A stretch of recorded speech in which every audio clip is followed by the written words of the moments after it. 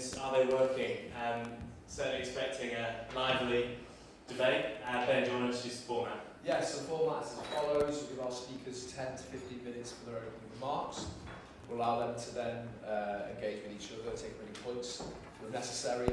We'll have a short interlude, which is going to tell you about to get a drink, and then open to a Q&A with the audience. So yeah, get your questions ready.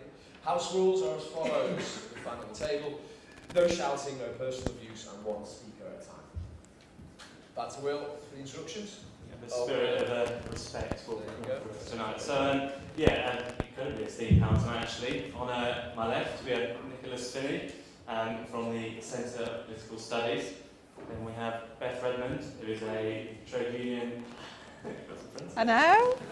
Trade union liaison officer for the Labour Party. And then we have Chloe Wesley from the Taxpayers Alliance. And finally, Dempsey from the RMT. So, we'll start. The same person.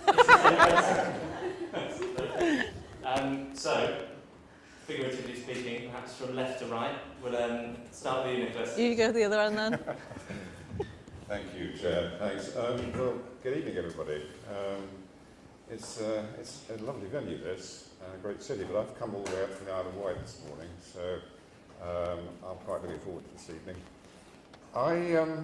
At first, when I was preparing for tonight, I kind of concentrated on the work I've done in the last year on analysing the issue of strikes in essential services. There's a pamphlet that's been produced, which is probably the reason I'm here, which looks at international experience. It looks at the ILO, it looks at what other countries do in relation to trying to control strikes in essential services or mitigate some of the worst effects of it. But I want to come to that a little later, because the subject tonight is really much broader than that. So I started to think a bit more deeply about the purpose and functions of trade unions, the underlying principles of their existence. And I looked back into the fairly heroic history of the trade union movement and the achievements that they've made in terms of increasing living standards and improving health and safety standards for lower paid workers and for professional classes. And there's no doubt that the trade unions have been vitally necessary as a counterbalance to the power vested in the employer, whether it's a private sector, or multinational, or public sector employer, such as the NHS or a local authority. And there have been times in our history when imbalances in that relationship between organised labour and capital have swung too far in one direction. And when that happens, a political correction takes place. I mean, if you look at Clem Attlee's Labour government in 1945, which achieved an unexpected but huge swing of over 12% to Labour, that was one such time, and it was 10 years before the Conservatives won back power. But the militancy, I would say, of the trade unions in the 1970s and their extensive use of strikes in public services, the so-called Winter of Discontent in 1979, heralded in another abrupt change of political direction, with Margaret Thatcher's election win in 1980 with a swing of about 5.2%. Now, are we at that point again? And what's the role of the trade unions? Certainly, the new left-wing Labour Party is playing on the general discontentment of the population with many aspects of globalisation and the way in which capitalism has seemingly lost its relevance and fairness, indeed lost its ability to improve people's living standards. And the radical proposals disposed, particularly by John McDonnell, to bring back state ownership, introduce workers' cooperatives and repeal the Trade Union Act and other employment legislation which prevents, for example, secondary picketing, must seem like the dream that many in the left-wing unions have longed for decades. But the current membership of the trade union movement in the UK is now primarily in the public sector, and the existence of widespread national bargaining long since disappeared in the private sector. And the figures are pretty stark. In 1979, membership was 13.2 million. In 2015-16, it had fallen to 6.2 million. 2.6 million in the private sector and 3.6 million in the public sector. This is against a background where it appears there's an increase in the number of jobs regarded as precarious from 5.3 million in 2006 to 7.1 million 10 years later. In theory, This should provide good hunting ground for trade unions to rapidly increase their membership. But something's clearly out of sync. Just looking at those figures too, 13.4% are in the private sector, trade union membership, 52% in the public sector. In 1995, manufacturing industry had 32% trade union membership. 2016, it's 18%. So are the trade unions up to the challenge irrespective of a new left-wing Labour government becoming a reality? I suppose one of the features that I have to admit to is that the closed shop agreements, which were gradually outlawed, probably has contributed to that fall in trade union membership. But I think that the constant attacks by left-wing union leaders on everyone other than their own extremist, by general standards, political views may be part of the problem. I've studied BAFU, led by Ronnie Draper and Ian Hodgson, and it's a small union. It's been losing members over the last few years. It has about 20,000 members, and it's fought some very high-profile campaigns, including the McDonald's workers that you'll recall, National Gallery. It's promoted the minimum £10 per hour wage for fast food workers, and it's one of John McDonnell's favourite unions. But the language used to attack the employers who employ the many workers who are not yet members of DAFU doesn't aid membership recruitment. Here's an extract from a speech by Ian on the occasion of the BAFU annual conference in 2015. And my apologies because of my inability entirely to provide an authentic Ian Hodgson delivery. But anyway, it's time to take action, and it's time to take ownership back into the hands of our people, and the trade union movement deserves leadership, and that's what we call on the TUC to do. Call a general strike. We're not having workfare. No workfare, bring it on, we're going on strike. 0 hours contract, stuff it, we're not having that either. Now, don't get me wrong, I've got considerable admiration for the way that the BAFU unions run. If you read the full transcripts of the discussion at conference, at least it's full of passion and it's transparent, you know, everything's recorded. It's run very well at the conference, and it's more democratic, frankly, than many other political processes. But is that the right language? I don't think it's the right message for today's workers. Trade unions are struggling to find relevance, and when times are reasonably good, workers feel they don't need unions to secure increases in wages and benefits. And when times are bad, people feel that unions can't protect them from layoffs, wage and benefit reductions, and tougher working conditions. Remember when the global recession hit in 2008, many people voted to reduce hours or days of work just to keep their employment contract intact. Strikes were not seen to be the solution.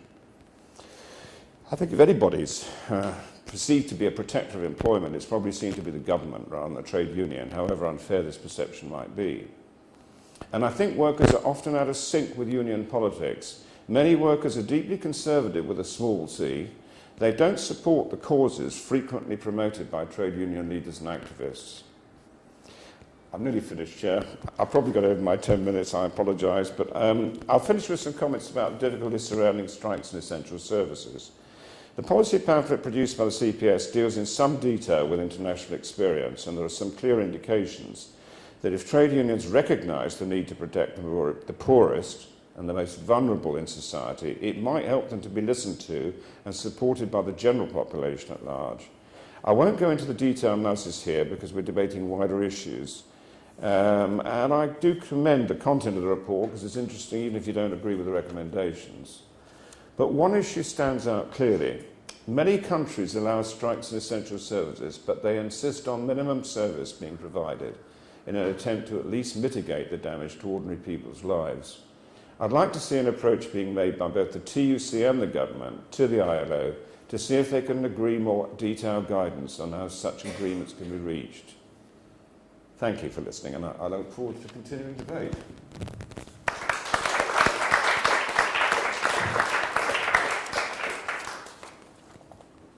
Me. Absolutely. Thanks, Alan. I'm Beth Redmond.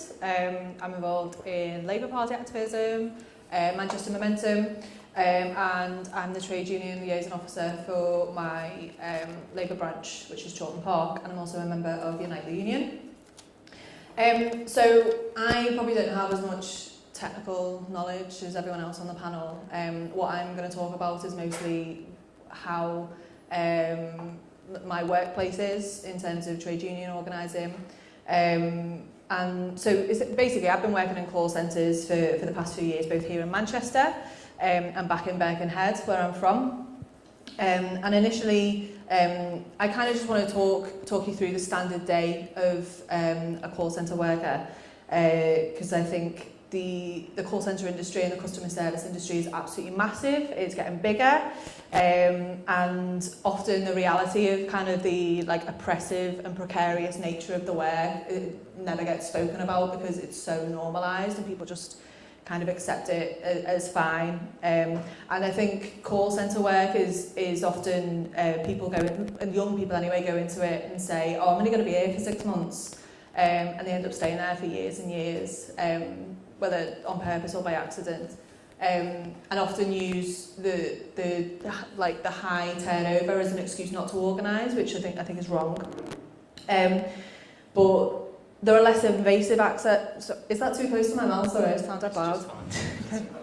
There's less invasive aspects of customer service work that kind of shock people of like my parents' generation and my grandparents' generation who grew up with joining a trade union in a workplace as standards. Like as soon as you walked into a workplace, you'd be asked to join the union straight away. And that's things like working on Christmas Day for your standard pay rate, like not getting paid any extra for working Christmas Day, stuff like that. And I say to my nan now, like I'm working on a Sunday, and she says like, oh, are you getting paid any extra? And you'd be like, no. And she's like, are you messing? Like she's fuming about it. But there's loads of more like really like insipid things that are like a lot more damaging than like just not getting more pay on a Christmas Day.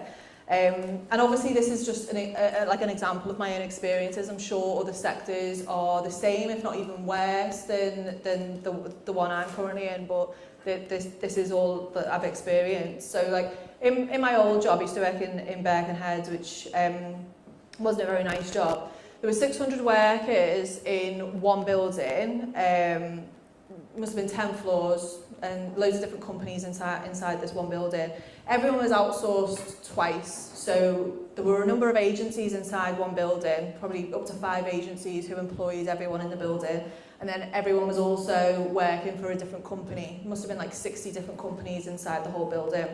So because we were with different agencies, everyone's on different terms and conditions, everyone's on different rates of pay, and what that meant, because you could kind of just use that as like a little side note, but what that actually means in theory is that which was often kind of workers are having arguments with management or like taking issue with certain aspects of their work, what that means is that every worker is incredibly isolated.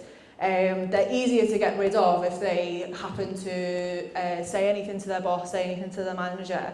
And that happened all the time. I've seen people get sacked on the spot for the worst one I've seen is someone getting sacked on the spot for looking at the boss the wrong way. Like the boss was in a bad mood that day. I didn't even know what happened, but they looked at the boss the wrong way. The boss marched them out the building. We never saw them again. We go into work. We're all required to log onto the phones 10 minutes before our shift starts. We don't get paid for that extra 10 minutes. We're only able to log out of our phone the second the clock turns. So say you finish at 8 o'clock in the evening, you're only able to log out of your phone at the second it turns 8 o'clock. If you get a phone call at 59 minutes and 59 seconds, and that phone call lasts an hour, you have to stay on the phone. You don't get paid for that extra time unless your boss is in an exceptionally good mood. And if you say anything to your manager about it, what you get back is basically like, oh, you need to improve your call handling skills. You should have been able to end the call early. That's your problem. Our managers are able to track every single second of our day, depending on the code that we enter into the phone. So we had 6 minutes personal time. Personal time is anything from going to the toilet to, if you're a parent, and your kids are in school, one of your kids is sick, and your school ring your phone, that's included in that personal time. I've seen parents who are crying, getting yelled at by managers because they've gone 1 second over their personal time because they were having to deal with an entirely different issue. If you went over by 1 second, and I'm not exaggerating that, if you went over by 1 second, you get taken into a disciplinary with your manager. If that happened to you 3 times, you get sacked.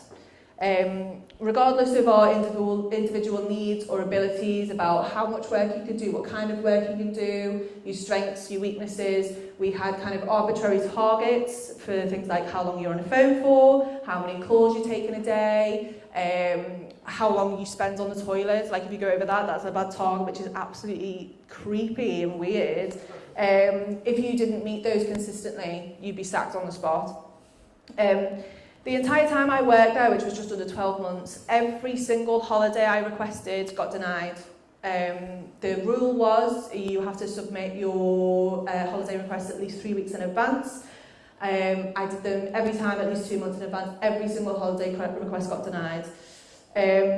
We don't even know our shifts for the week beginning Monday, the Friday before. People who were on an early shift on the Friday, they wouldn't even know their shifts when they left work. They'd have to get texted them over the weekend. They wouldn't know what they were working the week after.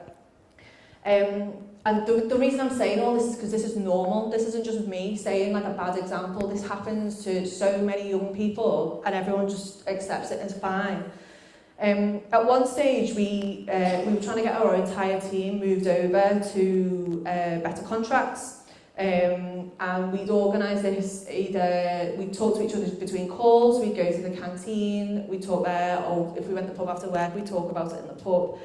And one day, my ops manager comes over to my desk, she leans over to me and she growls through her teeth, she goes, "If you mention the word union one more time in my workplace, I'm going to frog march you out this building and you're never going to be allowed back in again."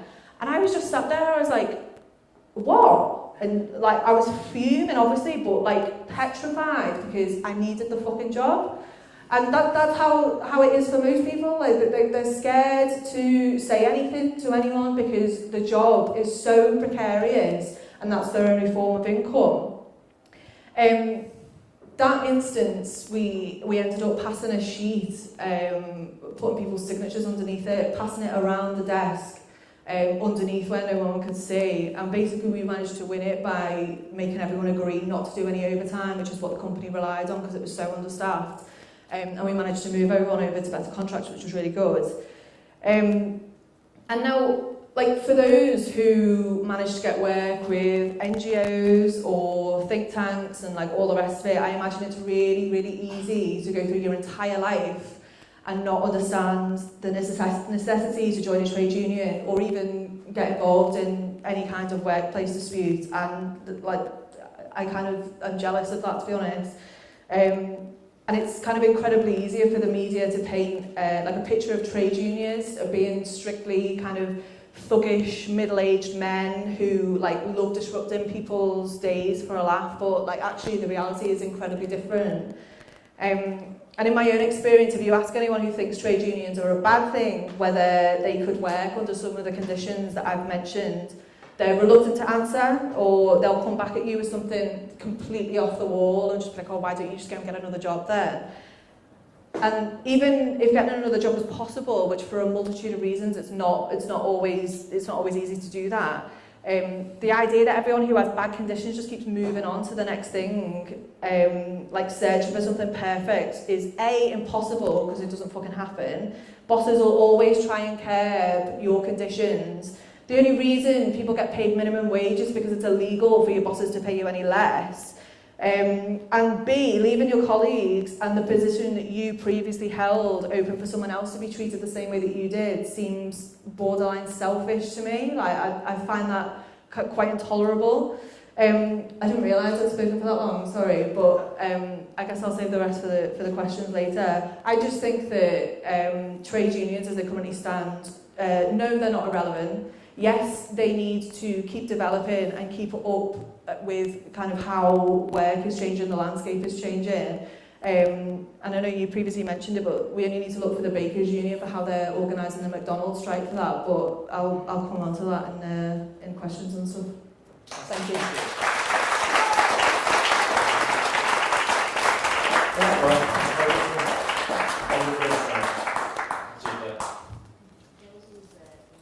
If you would, yes. Hi everyone. Thanks Beth and Nicholas. That was really, really interesting to hear your personal experience as well. And when I was thinking about what to talk about today, obviously I work for the Taxpayers Alliance, and I thought about, trade unions, are they working with taxpayers? Let's talk about that. But actually, I think what might be more interesting tonight would be to talk about whether trade unions are actually working for their members like that. And I can see two ways in which trade unions are currently failing their membership. First of all, by taking extreme political views at conferences and not welcoming people with different political views who join a union just to better their life. And secondly, in the opposition to innovation. It's a changing Britain, technology is changing, and I think unions, instead of opposing technology, should work with companies in making sure that if there are job losses, that people are retrained in other areas of the business. So I'll start with the first point about the political nature of unions. I just wanted to, as an example of, pull up some examples of some motions that were supported by Unison last year at their conference. They called on the US government to completely end the blockade of Cuba. They expressed solidarity with Palestinians and they expressed solidarity with the Venezuelan government and helped to ensure that the information on the positive work of the Venezuelan government and the achievements it has made for the people of Venezuela is disseminated widely. They also called for the suspension of arms sales to Turkey. And several other geopolitical motions. Now, you can support those. I personally think many of them are quite extreme, but I just think that when you put motions forward like these at these conferences, and it comes out in the media to the general public, unions do lose a lot of credibility. And people that are members of these unions that don't necessarily agree with those views, or like Nicholas mentioned, might be conservative, they feel like they're not being represented, and they wonder why are you voting on these things? It's not a political party, it's not the United Nations, it's a trade union. They should be talking about Beth's experience and talking about members, and not voting on geopolitical conflicts on the other side of the world. Furthermore, it doesn't put you in a good position to be taken seriously by the government. And so when unions do have something legitimate to say about workplace conditions and how to improve it, it's lost in all the noise about motions about Venezuela and Palestine and all the geopolitical votes. So it's a real shame, and no wonder that the number of trade union members fell by 250,000 last year. And it doesn't have to be this way. It genuinely doesn't have to be this way. I actually think there could be a real place for trade unions in modern Britain. And that brings me on to my second point, which is innovation and technology. This is a huge time of change in Britain, not just because we're leaving the EU, but also because of the advances in technology. The way that we work and live and communicate, it's changing at a phenomenal rate, and I don't think that workplace legislation is necessarily keeping up with that. One such challenge when new technology is introduced is the automation of work. And some jobs can be made redundant when technology performs those functions. Academics at Oxford estimate that about 35% of jobs in Britain will be automated in the next 10 years.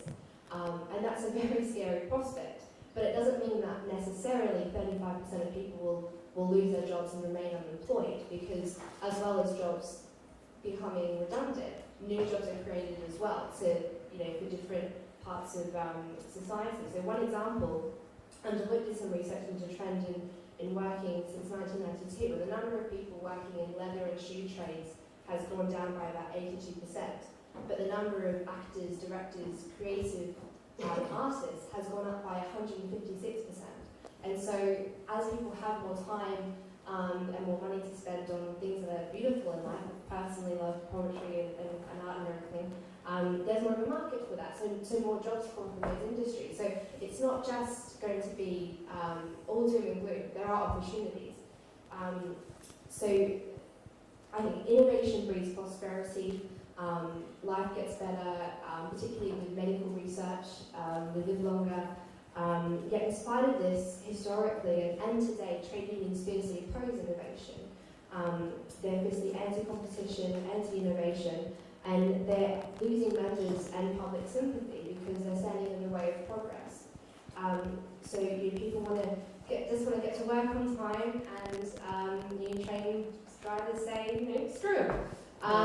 We don't like the new technology because we're scared it will change the nature of our work. So we're just going to cause mass disruption for everyone who uses the service and for the economy. And you might say that kind of mentality is fine because trade unions aren't there to support people or Britain or everyone that uses the trains, they're there to support the members.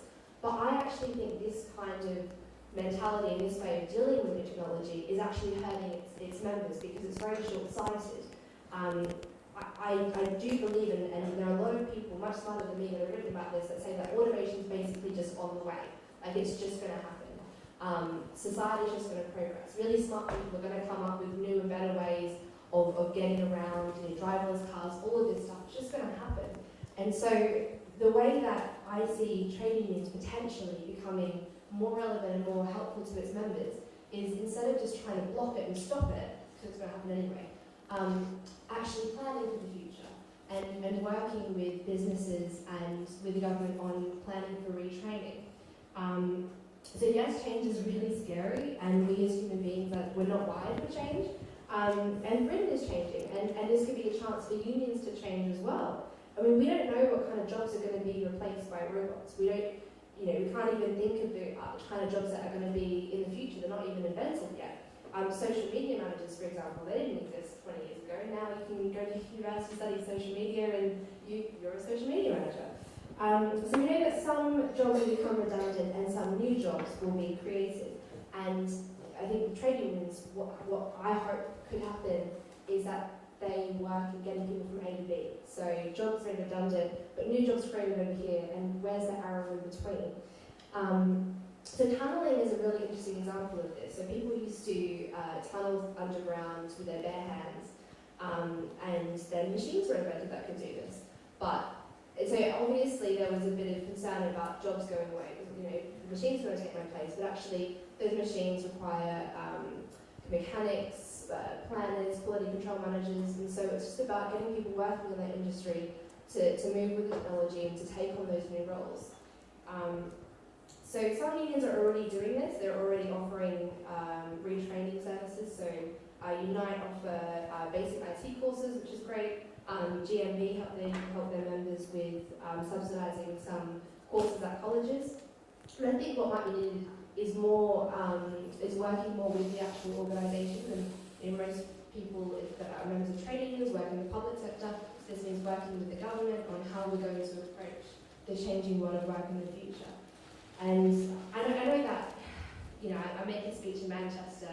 It's probably not going to mean that unions suddenly change and start, accepting driverless trains and change their ways. But I just thought it might be an opportunity to start a discussion about how they could change and maybe offer a differing, perspective on, yes, there are problems with trade unions, but there's hope for the future. And that's the hope that I see as Britain changes. Great, thank you very much, Joe. Right, immediately, someone else over to the trains. I'll try and get through a lot of stuff fairly quickly. I don't have anything prepared. I'm not really cut out for speaking at events like this. I'm used to speaking in engineering depots and branch meetings and trade unions and all the rest of it. I'm on the National Executive Committee of the RMT Union, and I'm on a 3-year term of office. I'm a railway worker. When my 3-year term of office is up, I'll go back to my job on the railway, and I won't be able to stand for office again for at least 3 years. And neither will anyone in my branch of my union be able to stand for at least 3 years either by our National Executive Committee. We're the most democratic trade union in the country, and this is the basis of how we operate. We've got rank and file leadership, which means it's the actual workers who make the decisions on whether we strike or whether we don't. There is no such thing as a union baron. There is no boss behind the workers telling them where they're going to strike and when. It's the actual workers themselves in our union who make those decisions. And I've been on the executive for the past 2.5 years nearly now, so I've been responsible for all of the strikes you've seen on railways during that time. Since February 2016, every train strike you've seen in this country has been a decision that I've made along with 16 other people. We vote together around the table after receiving instruction from our members on the ground, and we conduct disputes how they want them. We give them as much strike action as they want. We try to keep them going when the times are tough, and we operate on their behalf. And so, I don't have any education whatsoever. I was born in South London in '82. I've got no education. I've dug ditches, I've worked on building sites, I've worked in a slaughterhouse, I've worked in 0 hours contracts, I've worked for cash in hand, I've worked in every job you can imagine. And the only time I've ever had secured decent employment and dignity at work was when I joined the railway and I got my union card. And it's dear to me because it means everything to me.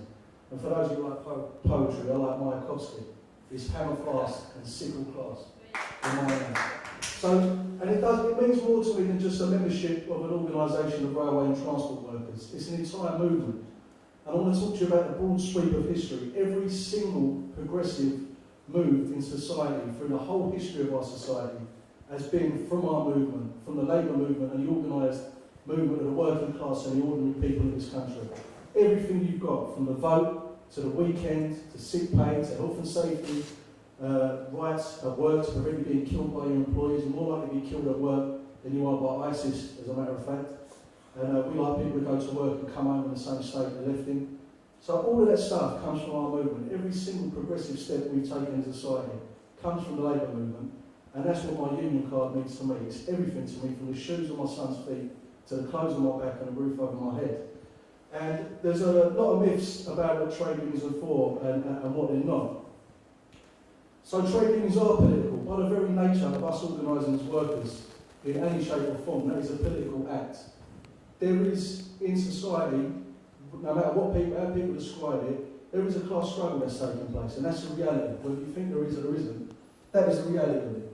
So when I go to work, my employer wants higher profits. They can only get higher profits at the expense of having less workers and workers on cheaper wages. And we want to live and we want to have a decent level of lifestyle. So we've got to have higher wages and more workers, and that is only going to come at the expense of those who own our industries. And what I want to see,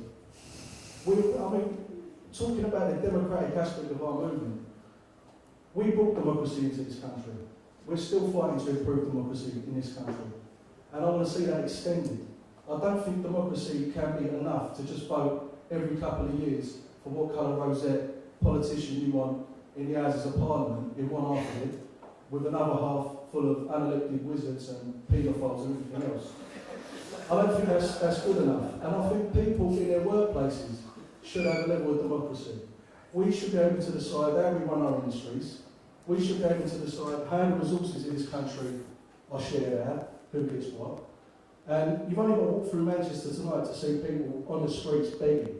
And how can it be that we've got people begging on the streets of Manchester in one of the fifth biggest economy in the world, with all of our productive capability in this country, all of our ability to produce wealth and everything else, but we can't provide housing for people.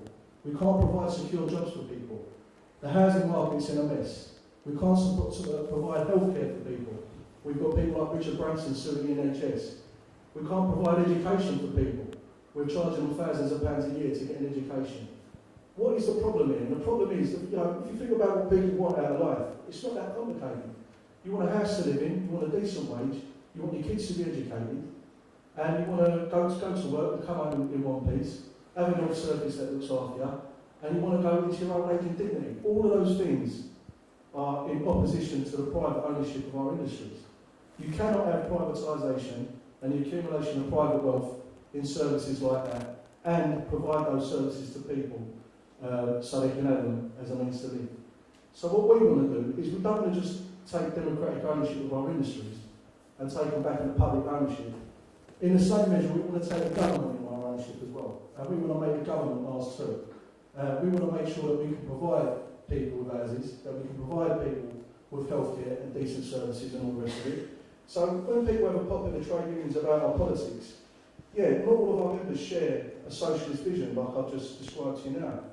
But That is the interests of our class as a whole. And the interests of the working class people as a whole are the best interests for society as a whole. You can either have bankers and corporations making profits at the expense of people in this country, or you can have people in this country democratically deciding how they live and how the wealth is shared out. And that's what we believe in the trade union movement. And I don't think there's anything to apologise about. So I'll just go back to the reason, big talk about trade unions in decline. My trade union is growing, the fastest growing trade union in the country. It's grown right away throughout the decline because we're often remarked as one of the most militant trade unions in the country. What that means is we actually stand up for our members when they ask us to. So what people are talking about here is they want trade unions to have the ability to strike as long as their strikes are ineffective or useless. So we might as well not have the ability to strike at all, which is what they like. Because we've got some of the worst trade union legislation in the whole of Europe, the most restrictive. So I'll be glad when we get these trade union act repealed. But on top of that, what really started off the decline in trade unions in the 70s, the thing Thatcher did that was more damage to the trade unions than all the anti-trade union laws was deregulate the financial industry and let the pound go free. So the pound skyrocketed and the manufacturing industry in this country was destroyed. And that removed the industrial base of this country, and most of the jobs where trade unionists were active were just wiped out. So we've had that, and we're in this period now where we've had so many laws and restrictions placed on us. Our ability to organise and to get people into trade unions and protect their rights has been undermined to such a degree. You've got people saying, why are trade unions declining? Is it something the trade unions are doing wrong? No. Trade unions are struggling because of the political decisions of the government and successive governments who've set out to prevent us from organising and prevent us from taking our agenda forward. And there's nothing nefarious about it at all. We have got a political outlook, unashamedly. The minute you join a trade union, it's a political act. And I'm proud of that, and I for one can't wait to see this government go. But in the grand scheme of things, you know, if you look at the progress we've made over hundreds of years, from the toll pole martyrs to the suffragettes, from the suffragettes to the Chartists, all the things we've done, the NHS, the welfare state, all the things we've done, the anti-war movements here, it's all been us. The pension, people going home don't have to live in absolute indignity, that was us. Everything that progressive has come from our movement. And it's only a matter of time. There's been ups and downs, and there's been times when we've been on the roads, and you know, we come back in a few years, and sometimes we've got them on the roads. But it's inevitable that the time's going to come when eventually the capitalist system isn't going to last. It's going to come to an end. You've got a system that's based on unending growth forever, on a planet with finite resources. That's impossible. So you can either have a system that's based on unlimited growth forever that goes crash into complete disaster, or we can replace it with something better. And I think we can do that. And I think ultimately that's what's going to happen. And so every time, you know, when I see the sun going down at night, I think this is just one more sunset towards the final time when the sun goes down on the system. And every morning when the sun comes up, I think it's only another couple of sunrises before we see the dawn of the new system. And that's socialism. And we're unashamed about that. And it's going to come, and I look forward to it.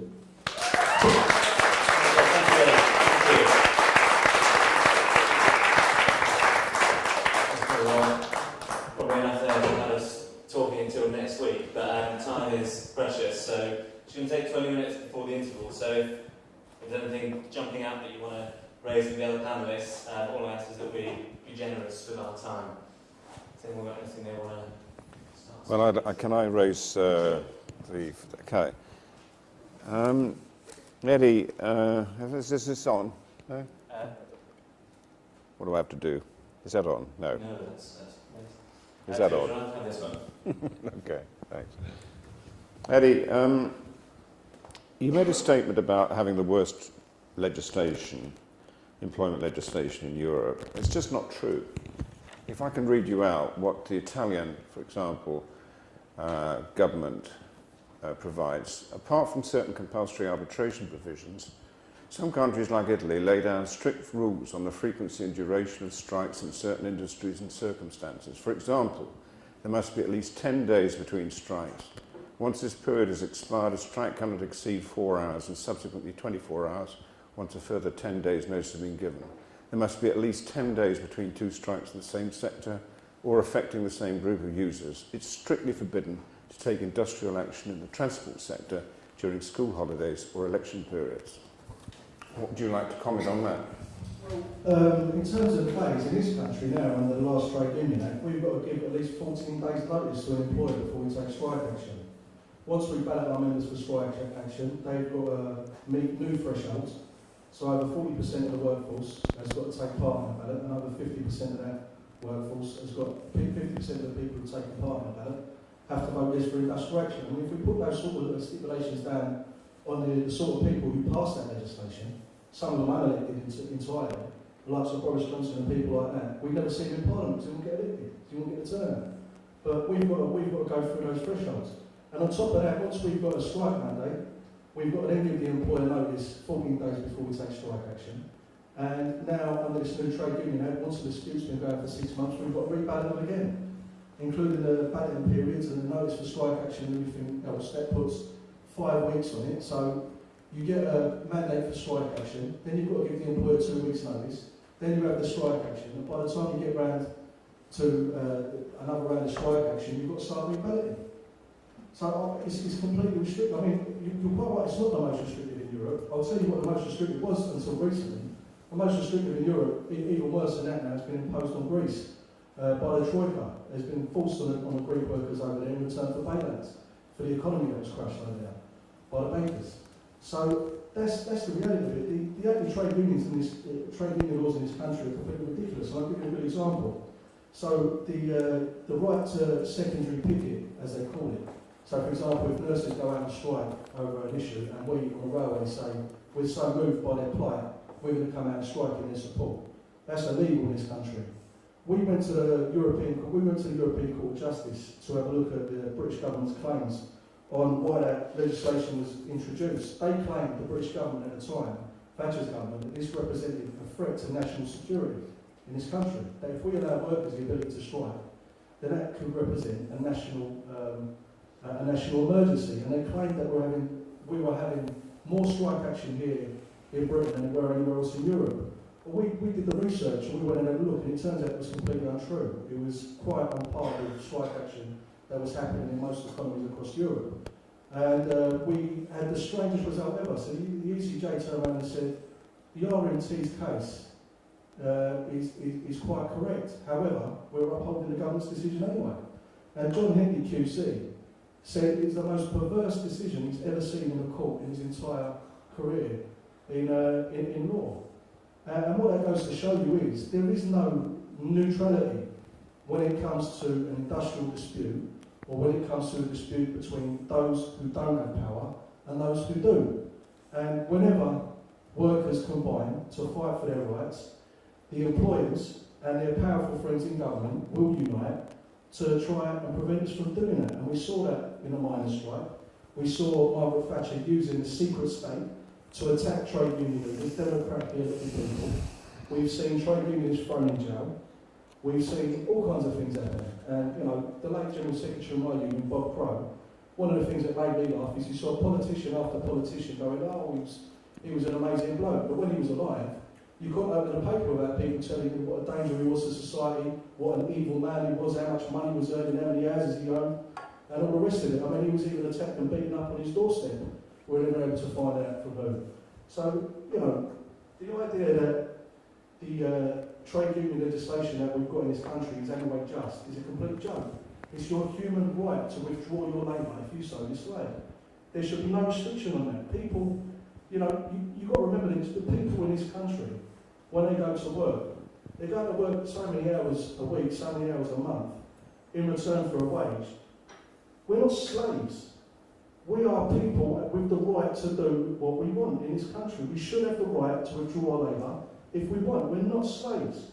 We shouldn't have a government restricting our right to do that. I mean, when a factory owner decides to shut down a factory, like those thieves who destroyed Carillion in the public sector, and I've seen loads of people out of work, and all the chaos is there, they didn't have to take a vote. There was no vote of the workers when they decided to throw everyone on the dole queue.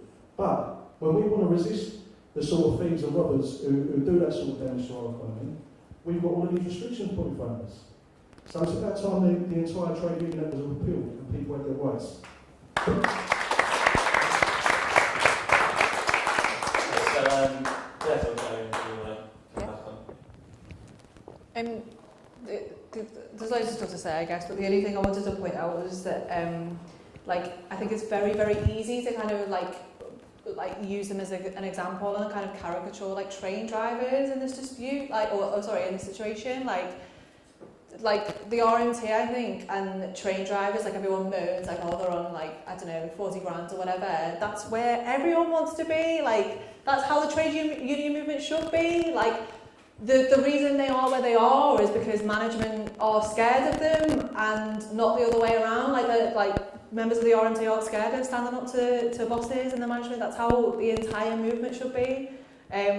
Like the point of strikes and industrial action is to disrupt stuff. Like that's how people win things, and like the more disruptive, the quicker the strike, the quicker management will like give in to people's demands, because it's not as though people like go on strike for unreasonable things. Do you know what I mean? It's like, oh, I'm going on strike so that I can like feed my kids, or so that I can like cover the roof over my head. It's not like people are going on strike so they can have like a balloon every time they go into work or whatever. Like, they're not unreasonable demands, do you know what I mean?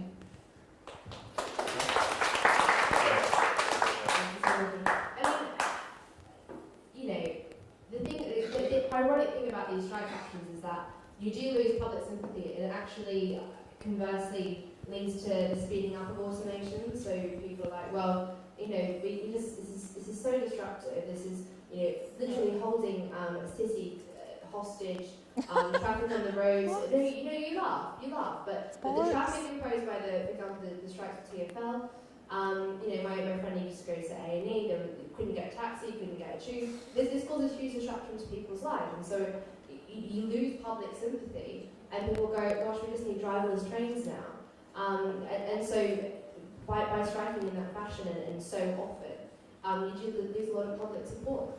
And when it's because you want to get 40,000 instead of 30,000, people don't understand, why you're striking. Anything else anyone want to comment? Yeah, go ahead. I just want to say, I don't think you understand how we're striking. Because I'll be honest with you, it's been a very long time since we've had an industrial dispute over pay in the RMT. The last strike we had on London Underground was a strike over the massive budgetary cuts to TfL from central government that saw the action of over 900 jobs. Just like the prison officers before the prisons went on fire, we were telling City Hall, you have cut staff too far, it is becoming dangerous. There is going to be loss of life if you don't listen to us. We're going to end up in a situation where we're going to have the blood of Londoners on our hands. You've cut too far. We need some of those jobs back. And our members went on strike, not for their own jobs, but to have jobs that weren't even in existence replaced, because they were worried about the well-being of the travelling public in London. And one incident happened where there was a suspect package which turned out to be an explosive device in North Greenwich train station. And the control centre, which was responsible for 3 different stations on London Underground, was unstaffed due to the cuts. I mean, a major disaster was averted on London Underground by pure chance, when we've been telling the government for months, what you're doing is going to put people's lives in danger. Then we had a series of security and safety incidents. The strikes started to bite, and City Hall conceded that what they'd done was reckless, and they replaced those jobs. So when we're striking on the railways currently, we're not striking against technology, we're striking against the removal of safety critical workers who are responsible for your well-being in the event of a train crash or a disaster. That's what we're striking for. Nobody's getting any money out of this. We've been told you can have the same rate of pay for the same job without any security responsibilities, and that's what we're in dispute over. So the idea that trade unions, you want to actually pay attention to what we're striking about. It's not technology. So, for example, in this country, we've had since the 70s the technology to prevent one train crashing into another. Absolutely prevent it. It just mechanically, technologically cannot happen. that technology isn't on the tracks. The reason that technology isn't on the tracks is because it costs money to save people's lives. And the private owners of our railways would rather do the cost-benefit analysis and say it's cheaper to pay the grieving families of people we kill than it is to put this technology on the tracks to protect the travelling public in the long run. The only reason that they're trying to remove these people's jobs on the railways is for greater profits and to weaken the trade union's ability to cut further so they can get greater profits after that. And like I said to you, these things always come back to the same question. Who owns what? You can either have a railway for the benefit of the people in this country, a safe railway that's cheap and free to good to use, or you can have an investment opportunity for corporations who will pay you out when they kill you every few years, and they just take us to the cleaners. And people like Branson, we put the money in the banks of the Cayman Islands and we won't see a penny of it for schools or hospitals.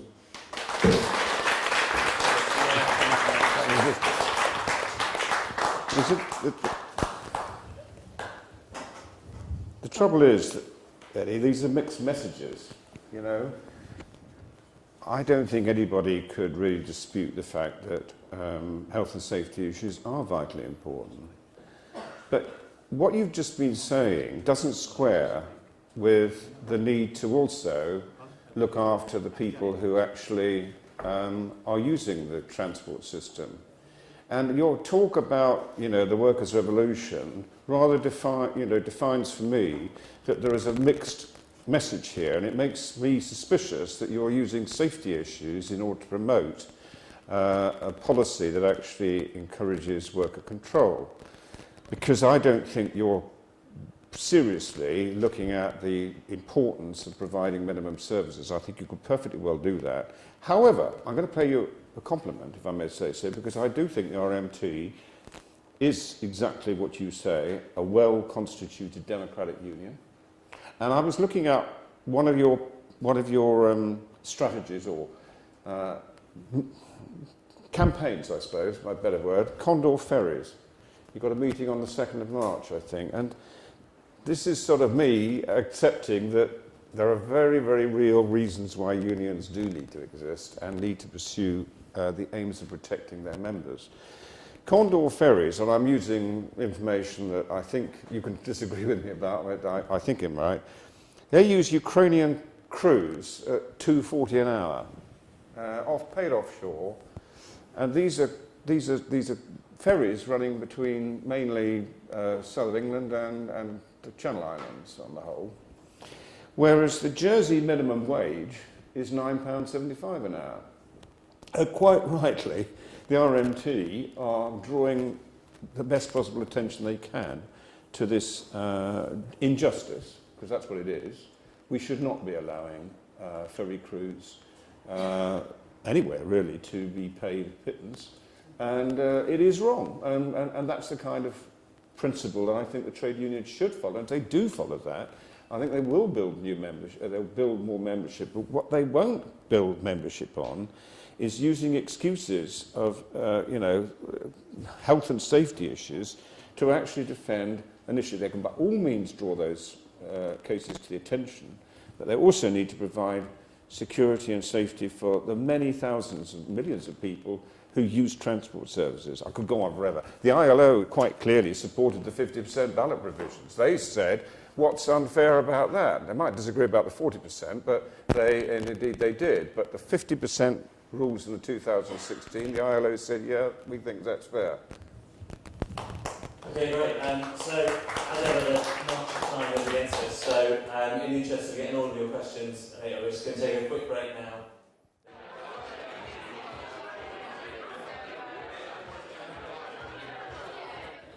All right, everyone. Let's get going again. I'm sure there's a lot of questions you want to ask our panel, and I'm sure there's things the panel want to say too. Just before we start, though, in the spirit of the event, as radically as we may disagree with anyone on the panel, if we get the spirit of respect into our questions and generosity of time, so we can all speak, then Short question. Short questions, basically. All right, so Ben's going to be going with a radio mic. Is there anyone who wants to start us off? We'll take 3. So yeah, this gentleman here. Mervyn Trade, you know. I heard about this event through our union branch webpage only this afternoon. I've been at meetings today looking at health and safety at work. I'll be as brief as I can, sorry, and also disability. We're in a community branch.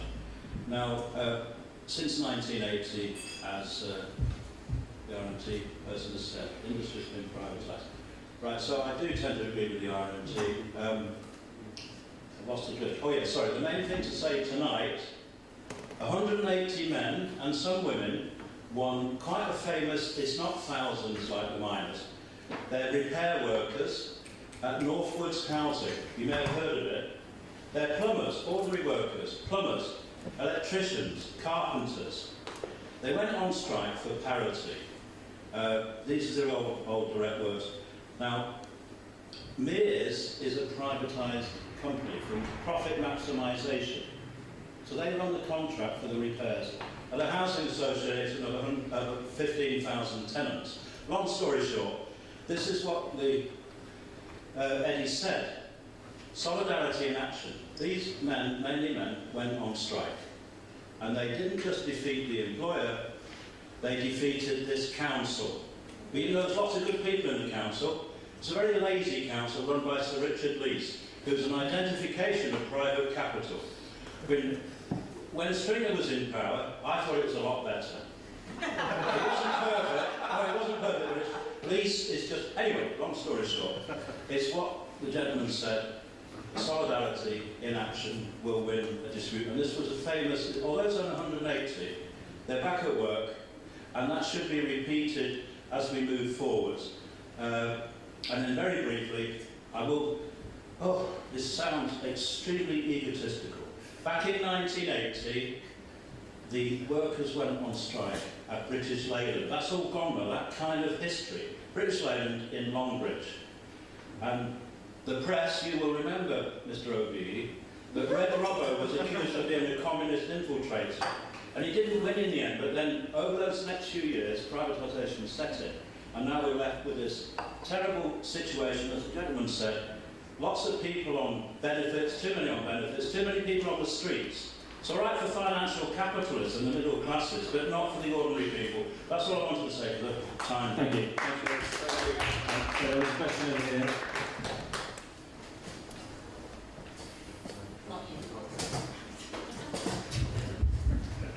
Sorry, I've forgotten your name, the one you work for the taxaway signs. Yeah. Chloe. I just had a question about, you talked about how Unison had passed all those political motions at their conference, and you said that they should represent what the members feel. I don't know if you've looked into how trade union conferences work, but those motions will have been put forward by the members, they would have been voted on for by the members, and then the members would be represented by their own personal political views. Eddie and Beth made really good points about the fact that trade unions are inherently political, and particularly in the case of Venezuela, this is about workers, trade unionists who are in other countries who are facing industrial disputes, you know, in face of the government or other workers in solidarity.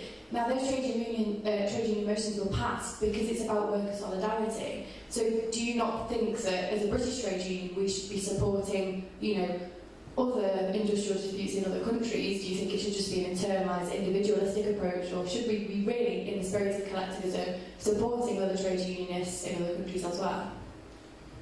Okay, good question. Let's take two more before we go back to panel. Yes, lady at the front. So, I have three questions, if it's okay, but they're quite short. So, Nicholas, I just wondered if you could maybe say something about this. There's to me, this seems a real gap between what you might call the generalist, broader trade unions, who have low union density, they're big, but they seem to be very lacking in their ability to cohere their members together, whether there's more specialist unions, perhaps in a single industry, very high density membership, very strong unions who often have a professional responsibility that I think ties their interests into ordinary working people. And it seems to me that that's a kind of real schism in the trade union movement these days, and what do we do about that? Chloe, I kind of agree with Eddie that lack of innovation is a real problem. And actually the only areas where I've seen real true innovation, I would argue, are in financial services and the retail sector. But the fact that we haven't seen innovation elsewhere is not workers' fault. You know, it's the fact that capital has not been willing to really invest in driving society forward. So if we agree that we've got a real collective interest in doing that, do you have any suggestions as to how we might, as ordinary working people, drive that innovation agenda forwards? And then, I mean, this might be the most controversial, so sorry to lumber you with it, but I absolutely agree with everything you said about ordinary people, ordinary working people in hard-fought struggles have earned holidays, sick pay, health and safety, pensions, that's my area, all those kind of things. And I think there's a real schism opens up between ordinary working people and the trade union movement generally, perhaps not individual unions, when Francis O'Grady says things like, those rights were handed down to you by the EU. That's a really good point. Is to make sure that we stay part of the EU, because otherwise you'll be denuded of those rights because you didn't fight for them, my dear. And so, you know, how do we kind of reunite ordinary working people with a trade union movement that kind of feels like that? Brilliant, cool. And then anyone from this side of the... Okay, yeah, maybe here. Hiya. So I'm a member of the union, so I'm a member of Unite.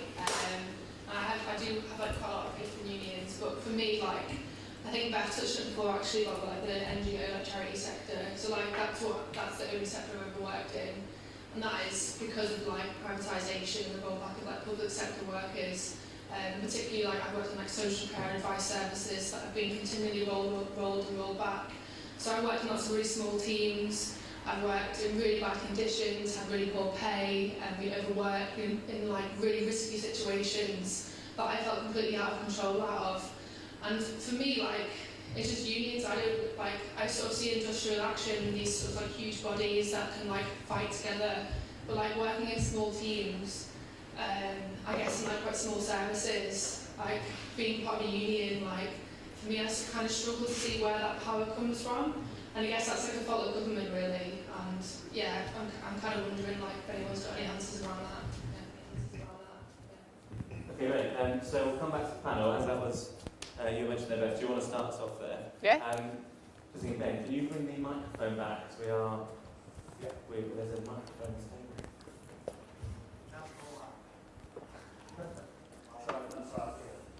stable.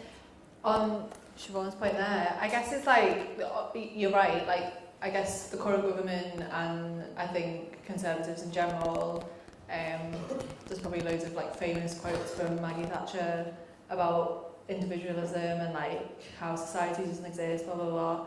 And that's how like they want you to feel, is like really like powerless, and even if you are in a really like small team at work, or I don't know, I guess it depends entirely on what you do, but surely you're there for a reason.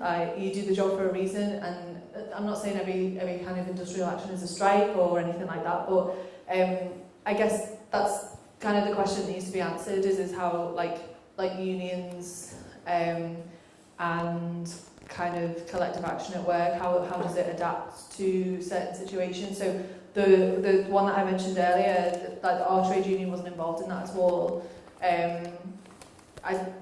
Our trade union kind of doesn't really touch call centres because it's too difficult to organise in, there's high turnover, blah blah blah. So I don't know, we kind of have to organise like in the pub or organise in the canteen on our lunch breaks.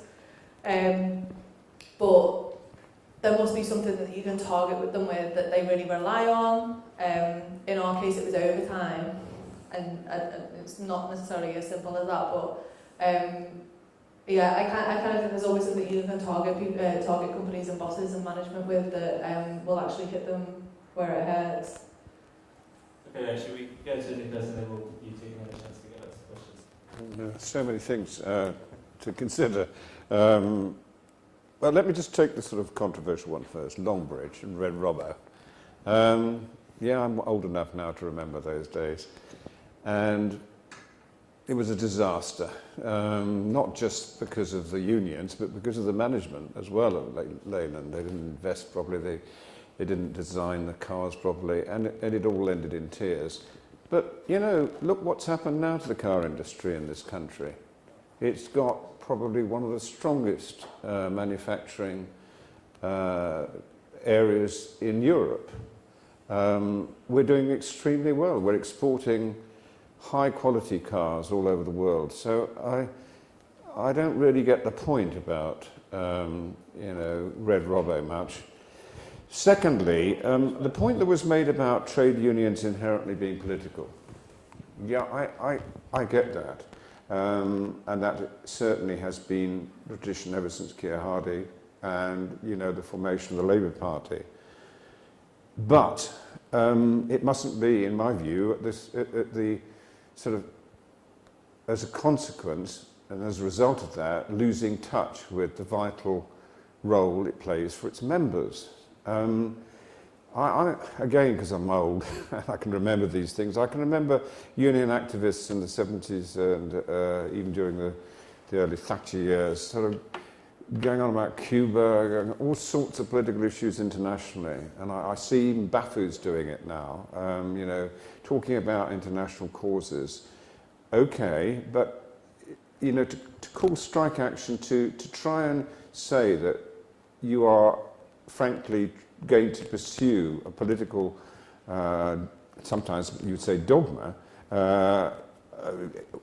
at the risk of not being in touch with your members in terms of the services that they require, seems to me to be a mistake.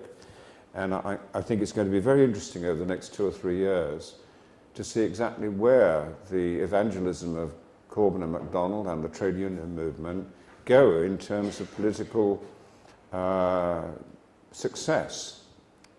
I have my doubts unless the message is toned down.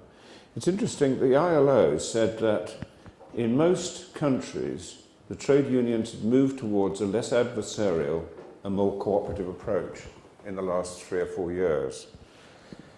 And the ILO also pointed out that trade union density was less than 20% of workers in 48 out of 92 countries. See, the issue of membership is very important to the trade union movement because that's where they get their monetary strength from. So I think there is a challenge, and I hope that the trade unions will reflect on that because they are a necessary part of our society, a very important part.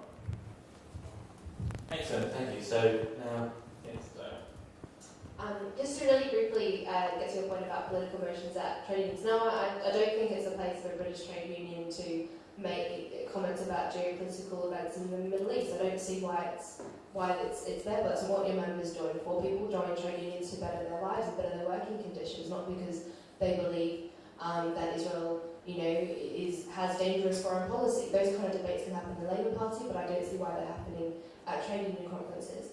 And secondly, on automation, your point, I think actually there is technology advances. I mean, the way we live our lives compared to 10 years ago is very, very different. You think about smartphones and technology and how things are happening. It's a very changing world, and I do see a place for unions in the future, especially in the gig economy, which I hope we can talk about a little bit tonight, and how now nearly 5 million people in this country are self-employed. Many of them with technology companies like Uber and Deliveroo, and they are actually not, they don't have unions, but they're organising strike actions. The Deliveroo have this kind of mass bike ride. And so I think there is a place for trade unions to work in the kind of self-employed arena as technology develops and as more people work for organisations like Uber and Deliveroo. So I think there is a place. I just think that, for example, with the introduction of Uber, the reaction of the black cabbies in London was they wanted to ban them. And this is, it's self-interest, it's their own jobs, but actually there are 40,000 people employed who use the Uber service to earn their wage, many of them immigrants, and there are 3 million people in London that use that app, and it works for them, and they get a cheaper service. And so, I think instead of opposing technology, why don't the black companies actually embrace it and lobby for less regulation of their workplace, because they do pay a lot of money to get accredited, and that's why there's a difference in charging. So I think you can't block progress. I think Uber is here to stay, and so I think the reality is you can't stop it, and that mentality needs to stop if humans are going to be relevant in the 21st century. Great, any Cheers. Yeah, I'll start with a point about the TUC, and I completely agree with you. Frances O'Grady, in my view, was an absolute disgrace for what she said. She basically robbed workers in this country of their own agency by saying all of the rights that you've accrued through generations of struggle in this country are dependent upon a technocracy that you haven't elected in another place, giving it to you like crumbs from the table. And it's remarkable, in TUC, I think it was 2016, after the Brexit result happened, one of the most remarkable things I've ever seen in my life, they passed a motion in General Council. My own General Secretaries on the General Council was made up of the General Secretaries and senior figures from all the different trade unions, and they have their own debates. And they propose sometimes their own motions to conference as well as motions from individual trade unions. The General Council motion basically said, we must have an investigation into why ordinary trade union members didn't understand our politics or didn't understand the politics of their leadership.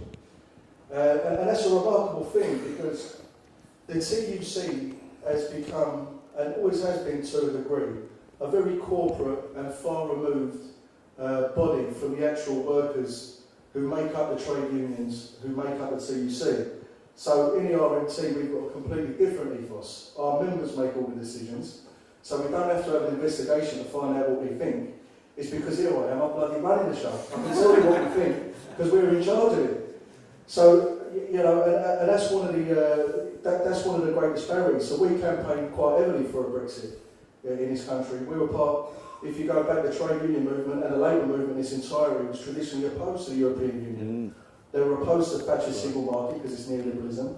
They were opposed to the loss of sovereignty because they believed that if you want to take control of your industries and your lives, you must have democratic power and you must not give it away.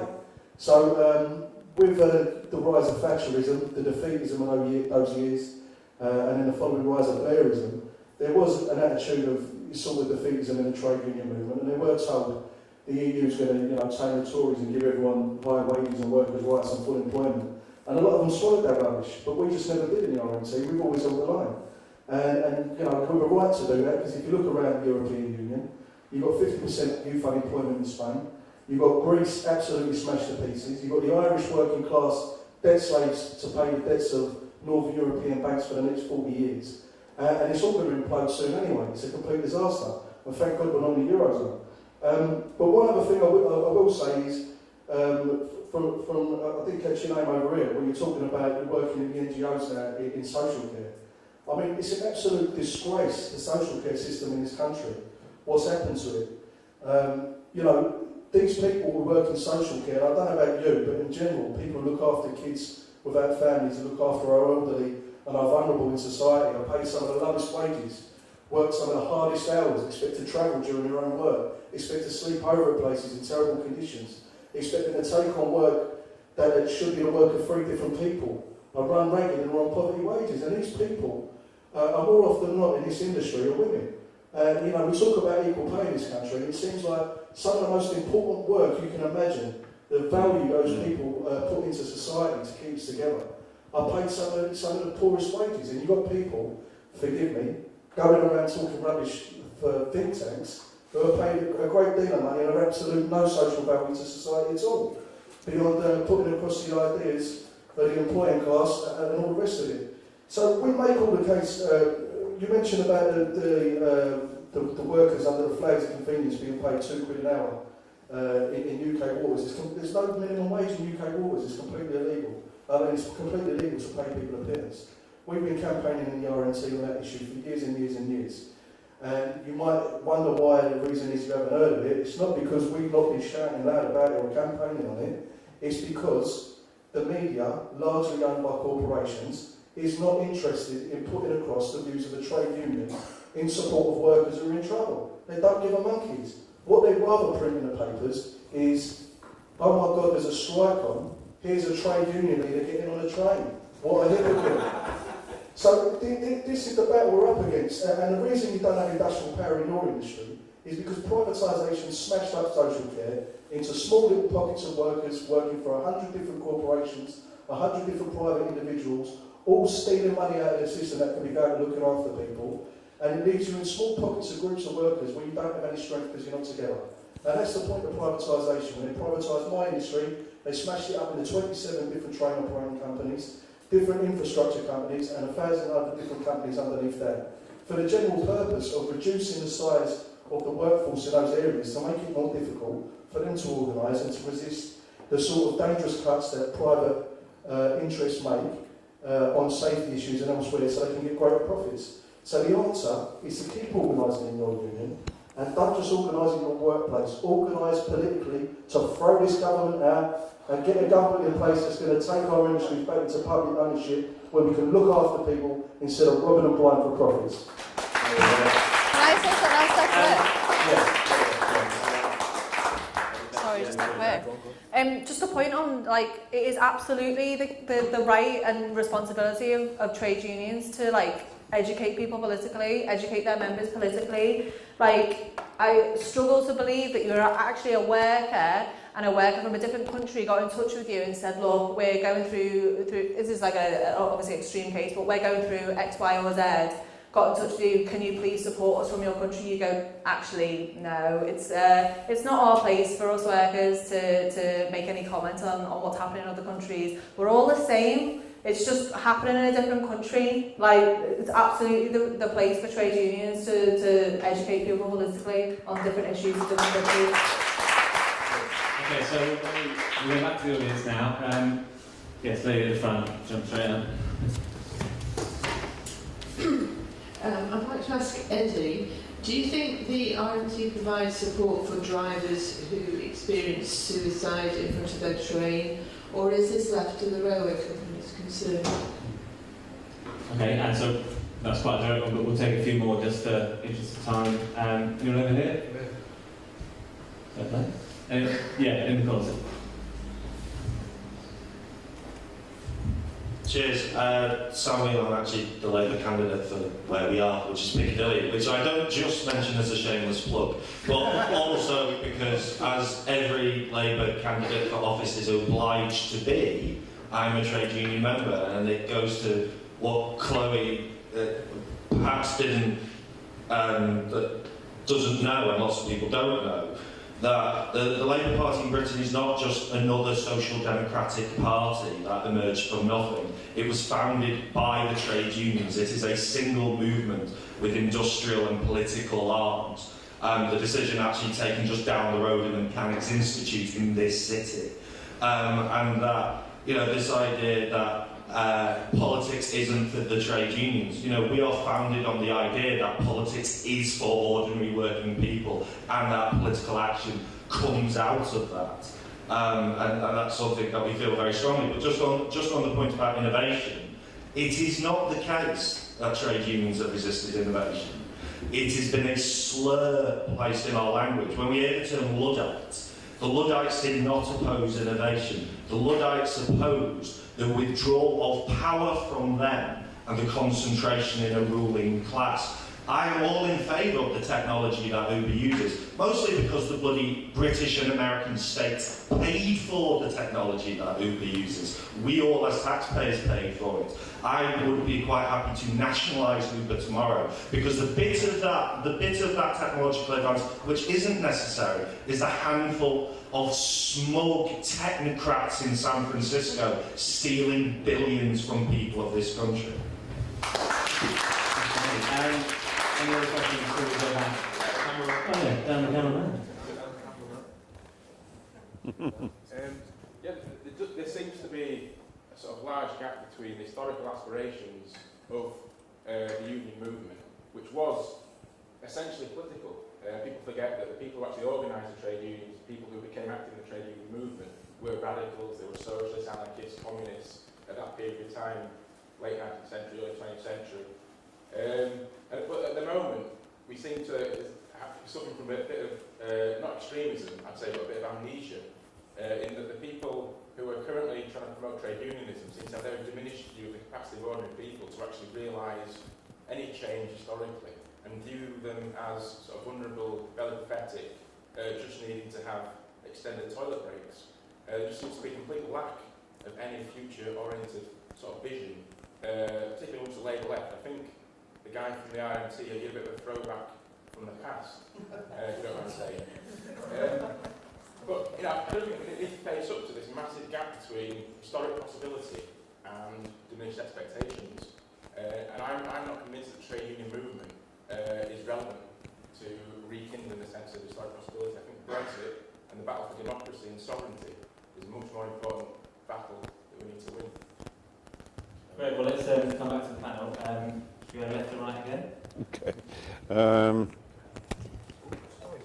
I just want to say to Eddie, I mean, you have the privilege in the rail industry of a botched privatisation in 1993, primarily because the government at the time forgot to actually get rid of the national agreements that governed the railway industry. And so you split it all up, but the trade unions, ASLEF and yourself and TAS, managed to hold on to those national agreements. Now, I'm not saying that that's necessarily a bad thing, but it does give you considerable power, which you've exercised over many years since '93.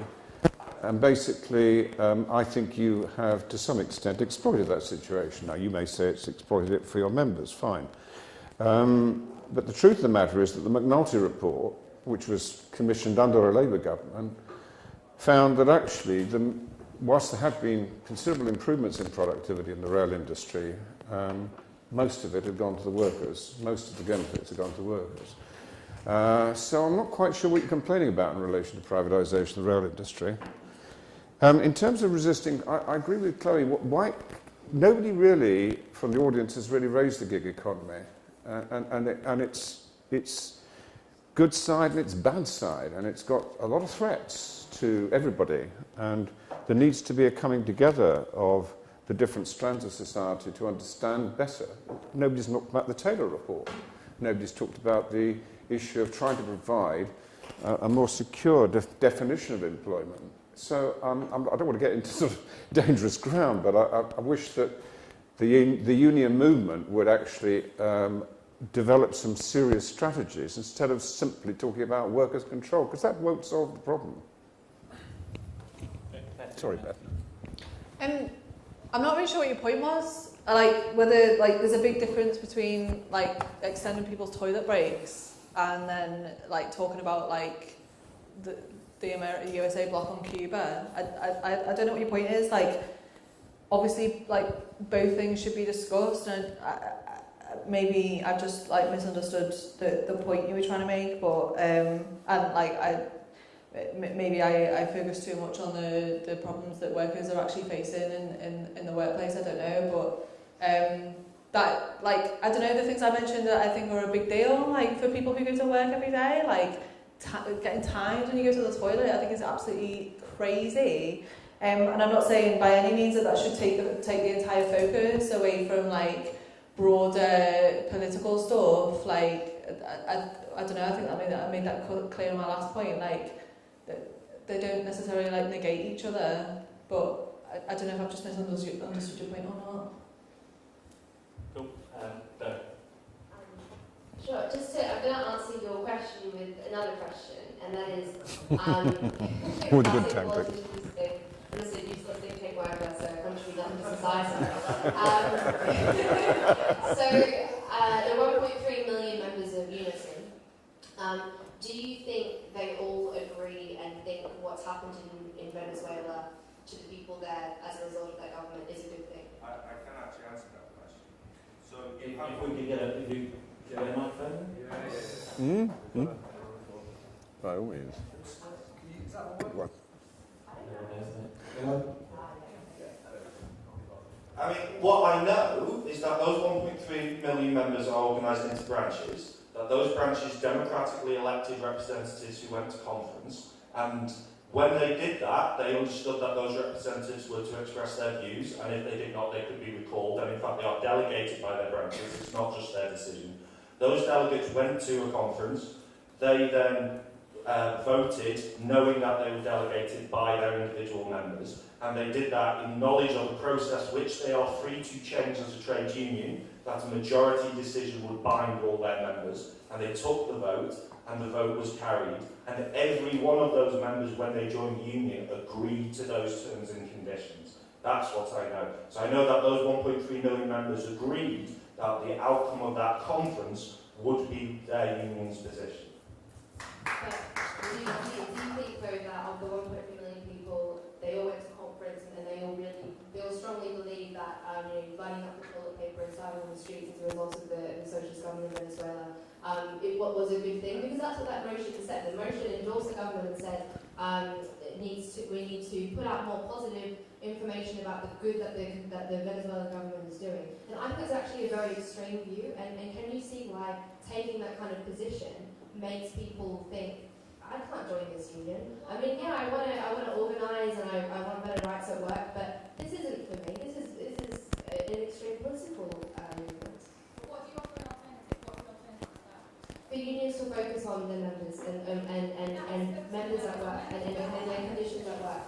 And employment legislation and getting those toilet breaks and looking into the gig economy and looking into how we can prepare people for innovation. Those are the issues that unions should be tackling, not foreign geopolitical What do you issues. describe there as solidarity? Every single thing you just said there is solidarity. You're saying we're talking about people on their toilet breaks, we're talking about the train drivers. That concept that you've just described is a political concept that socialists hold true to their heart. It's called solidarity. And there is no difference with one trade union like the RMT supporting people who work in a call centre who want a 6-minute break to also understanding workers' rights in Venezuela. It is the same concept. It is about understanding and appreciating workers' rights. But it wasn't about workers' rights in Venezuela. It was about expressing, condoning the government and saying that we need to get more positive press out there about what the government's doing to help people. This might be have to agree to disagree this one. So let's move on to Eddie.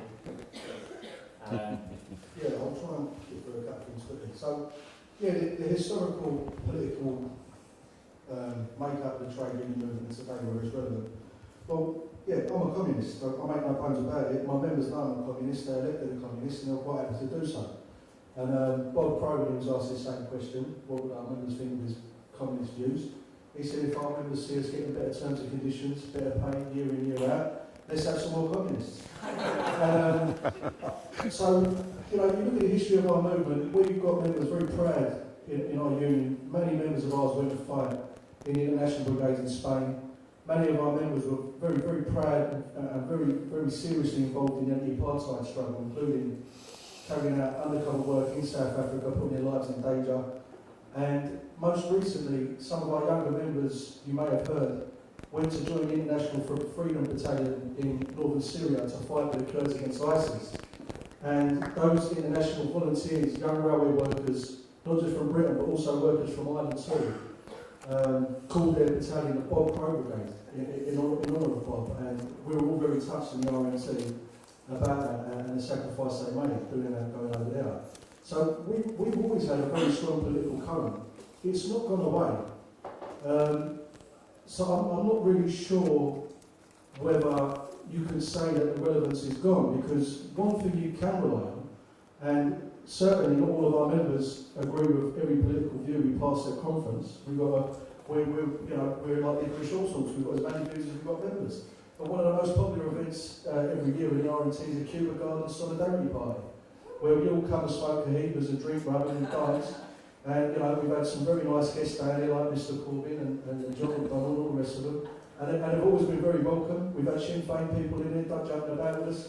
And most recently we had the Miami 5 who were just released from prison. One of the first people he came to see when he came to this country was the RMT. And we smoked cohibas of freedom together in the Cuba Garden Party. And we were very pleased to do that. So we've always had that tradition. And I don't think it's going away. One thing about the trade unions that's very important is the class struggle that is going on in society. Whether you think that it's there or not, it is there. If you say it's not, you're wrong. It's happening. So this is the fact of society and how it works. When people join a trade union, no matter what they read in the papers, no matter what political views they've got when they join, and I've signed up hundreds of members of trade unions, and none of them will turn around and say to me, I'm a bit worried about joining that RMT because of your views on Cuba. It's never happened once. So one thing that does happen, strangely enough, is when workers realise that there is a power imbalance and on their own they can't do anything, but together they can do something else. And when those workers find themselves in a struggle or a dispute, regardless of what that dispute is, one of their fellows sacked unjustly, whether it's whatever the issue is, they are soon forced to face the reality of their own class struggle, and something changes in people. We take people who are apolitical and we make them shop floor militants. We take shop floor militants and we make them political radicals. We take political radicals and we do everything we can to get them organised out in the community and wider society around the country wherever we can do it. So, we're inherently a political organisation. We, in our rule book, are committed. Our rule book is voted on every year by our members to the supersession of the capitalist system by a socialistic order of society. Rule 4, Clause B. You can find any member of the RNT in any depot in this country, and they're able to quote that to you. And this is people who are socially conservative a lot of the time, but they believe we should own this economy. We might disagree on whether, whatever the latest thing is in terms of liberal views about this or that. But one thing our members are pretty much hard-line on, and most of the British public is, that we should own our economy. And I just want to talk about privatisation very quickly. We've done that. About train drivers and suicides. Yeah. So I'm a train driver myself, and many of my friends have faced suicides. And the one thing I'll say about it, it's not just train drivers who have to deal with the consequences of a suicide. I work beside people who are guards on trains who've had to get down and talk to people while they're stuck under a wheel of a train, knowing as soon as we move that train, they're going to pass away from loss of blood. I know cleaners who are tasked with the grisly business of spraying the underside of a train of human remains once that arrives in a depot. I know station staff who've been stood on platforms where suicides have occurred and have found themselves covered in human remains and have had to work in those conditions following it. When something like that happens, the first thing we do, and I hear about it if it happens in my depot, is you get this horrible sinking feeling. You want to know which driver it is, and then you contact them. But ultimately, what we want out of employers is when any railway worker has to deal with something so traumatic as that, is that they're given the time off to recover, that they don't lose any pay, that they're looked after, and there's no rush back to work and they're taken care of. Now, there are arrangements in some places for drivers for that. Unfortunately, in this industry, there is no arrangements in place for any other railway worker in the country. So if you're standing on a platform as a member of station staff and you're found yourself in the middle of a suicide or a fatality, as we call it, then sometimes people will be asked to just carry on working in the same place as if nothing's happened. So it is a difficult thing, but we do expect the employer to do this. I mean, we look after our members, but the responsibility is for the employer, because they've got to be there dealing with a suicide as a member of the RNT. They've got there dealing with a suicide because they've gone to work for an employer, and it's their responsibility to make sure they're all right. So quickly back to privatisation. Yeah, the drivers done all right at it, because the government was so inept when they privatised the railway. They cut so many staff, there was a scramble amongst the different private operators to get drivers in. Drivers pay skyrocketing. And that's the reality of it. And we've got national agreements, but we've got agreements for all sorts of things. And I'll tell you the thing about an agreement. An agreement ain't worth the paper it's written on, unless you've got the industrial strength to hold an employer to account behind it. And that's our motto. You can have all the agreements you want in the world, but if you haven't got the strength to defend those when the employer wants, they'll just tear them up, as they have done many times. And just very quickly on privatisation, this is the biggest illegal racket in the country. You've got people going on about railway workers holding up the industry. You have literally got a legal racket that would make a mafia blush. These are people who are guaranteed profits at your expense. Corporations are guaranteed profits. My own company had a deal with the DFT. I'll finish on this. They set a target for the amount of profits they can earn in a year. If any profits they make below that target, they get money straight from the taxpayers, on top of their subsidies, which they never paid back. And you've got them handing their keys back and walking away when they don't get enough profit, and leaving the government in mix taxpayers' money for $2 billion on the East Coast. And you've got people like Richard Branson who's doing that. They keep their money aboard in the Cayman Islands and all the rest of it, and they're robbing us blind. That money could be used to bring fares down in this country and make sure you've got staff on the railway, so when something goes wrong, we're there to look after you. Because you're not going to get pulled out of the burning tube station by a ticket machine, or Richard Branson when he's on holiday in the Cayman Islands.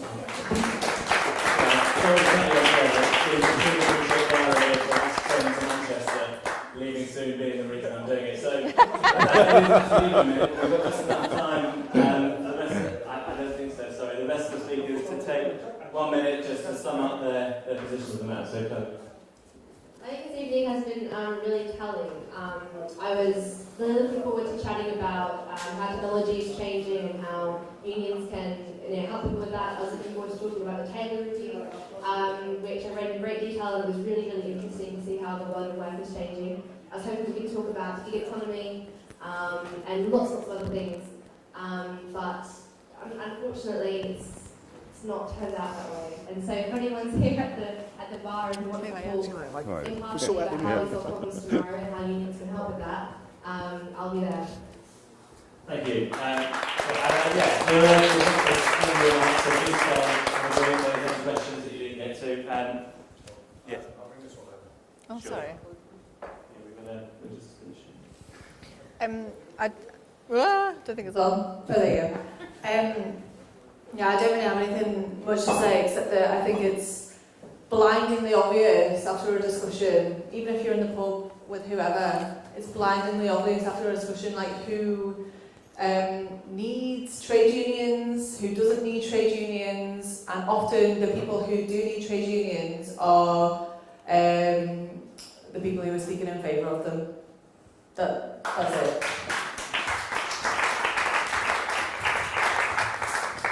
Well, I started the evening off and I'm having the privilege of finishing it, and I'd just like to say one thing, and that you've been a super audience from my point of view. I knew when I came here it was going to be fairly tough going.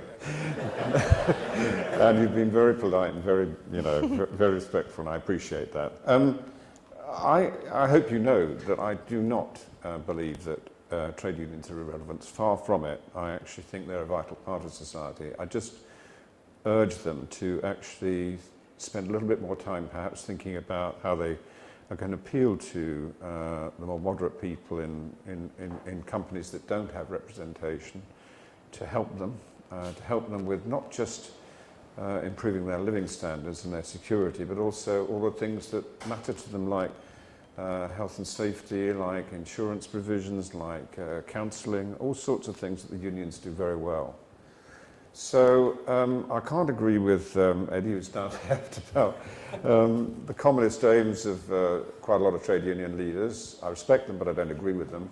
And I just hope that we don't find ourselves constantly in conflict through collective bargaining, but find a better way forward. Thanks very